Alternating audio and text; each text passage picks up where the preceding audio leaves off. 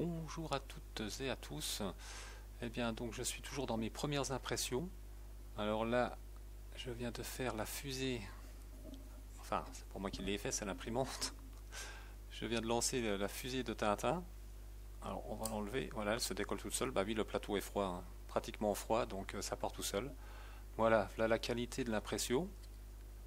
Bah, franchement, hein, c'est nickel. C'est. Oh la vache. Là, là, on voit même pas les lignes, rien. Là, en fait, c'est un beau suppositoire.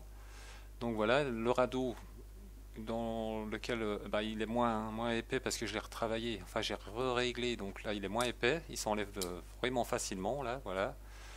Et puis, ça imprime plus vite puisque j'ai rajouté les vitesses d'impression. Donc ça, j'ai fait une vidéo là sur le radeau.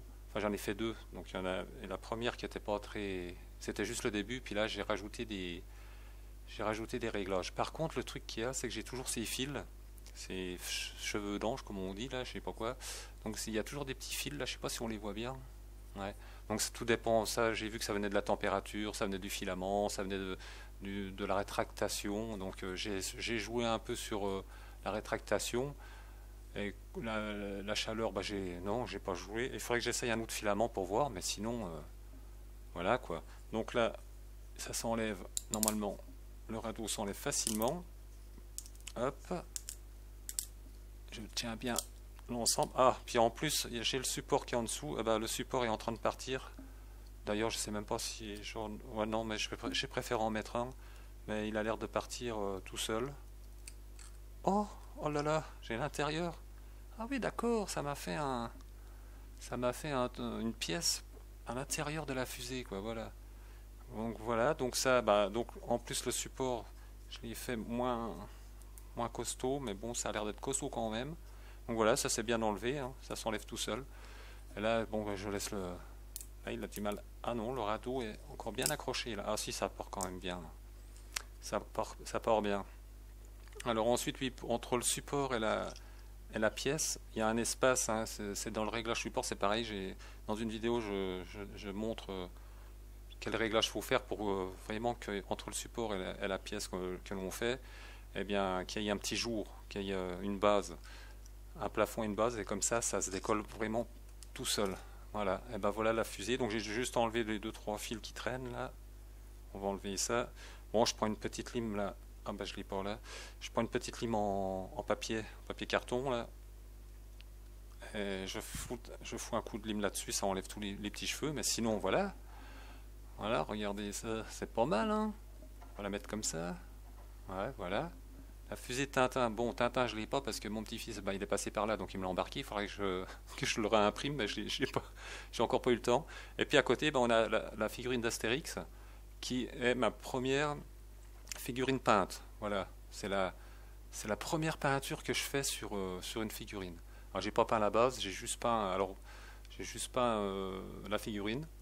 Donc j'ai pas mis de là en plus j'ai pas mis de sous-couche. J'ai pas poncé, j'ai rien fait. De toute façon, ouais, ça sort pas du cadre familial donc et l'entourage donc c'est pas hein, je vais pas me casser l'oignon. Donc voilà, et j'ai voulu voir ce que ça donnait avec une couche. Là, il y a qu'une couche. Enfin, j'ai repassé un petit peu dessus quand même quand c'était presque sec quoi, mais enfin j'ai redonné un petit coup mais bon, enfin on peut dire qu'il y a une couche et demie quoi. Et sinon, eh ben, donc c'est une peinture qui couvre bien. Voilà, je vais vous montrer. Elle est juste à côté, la boîte est à côté. Bon, je l'ai pris en 12 en 12 12 pots. Enfin, c'est pas des pots, c'est des tubes. En 12 tubes, voilà, c'est ça. Le Castle Arts en 12 tubes de 60. Enfin, c'est marqué 75 ml sur la boîte, mais en fait, c'est 72. Hein.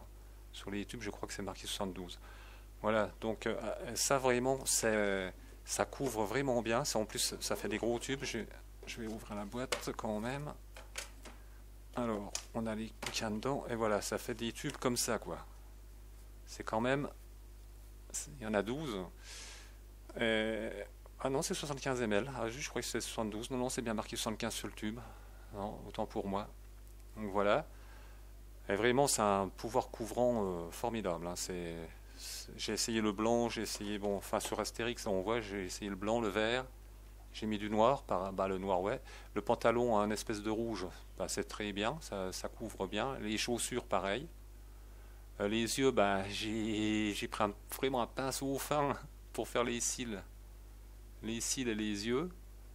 Mais bon, bon avec cette webcam là, elle est pas super super ma webcam, mais bon, la webcam là, faudra que j'en change. On voit peut-être pas trop bien, mais bon, bah pour moi, franchement, c'est bien. Le blanc est bien blanc. J'ai voulu mettre du blanc sur les ailes. Son casque, je l'ai laissé en, comme j'ai du filament gris, donc j'ai laissé en gris. Je J'ai pas voulu remettre tout en blanc, donc voilà. Et puis la couleur peau, bah j'ai fait un mélange en fait. J'ai mélangé trois couleurs comme j'ai vu sur une vidéo. Je l'ai fait un peu, même un peu foncé. J'avais mis pas mal de blanc, mais j'ai mis trop de rouge. J'ai mis trop de rouge, ça fait que la peau un peu foncée, je crois, couleur peau. Mais bon, ça va, hein, j'en referai. Donc j'avais pris du blanc, j'avais pris le rouge, je ne sais plus lequel, enfin un rouge et un autre. Voilà, j'ai dû mettre ça dedans. Attendez, j'ai dû mettre celui-là. Ce tube là, ouais voilà. C'est celui-là que j'ai mis un peu de trop. Donc j'ai mis du blanc, dans un petit pot, j'ai mis le blanc, j'ai mis celui-là, je l'ai bien mélangé. Et après on rajoute celui-là. Voilà, celui-là, le 114 là. On rajoute celui là-dedans et on mélange tout et ça nous fait une couleur peau. Mais j'ai mis trop celui-là, le 87 là, Alizarine Crimson, le 087, j'en ai mis un peu de trop. J'aurais vraiment dû mettre une toute petite goutte et ça aurait vraiment fait, j'en referai de toute façon, je vais en refaire parce que là comme je n'ai pas un Obélix, donc je verrai la différence en refaisant la couleur peau. Mais c'est vrai, et puis ça prend du temps, hein, rien que pour faire ça. Puis alors, il y a plein de défauts, hein, c'est sûr. Ouais, c'est la première que je peins. L'épée, bon, j'ai voulu faire le manche, hein, bah, je l'ai mis en rouge, j'ai pas voulu me casser l'oignon. Et puis la lame, je l'ai fait en jaune. Mais bon, c'est vrai qu'il y a pas mal de défauts. Le vert, ma foi, je l'ai laissé comme ça.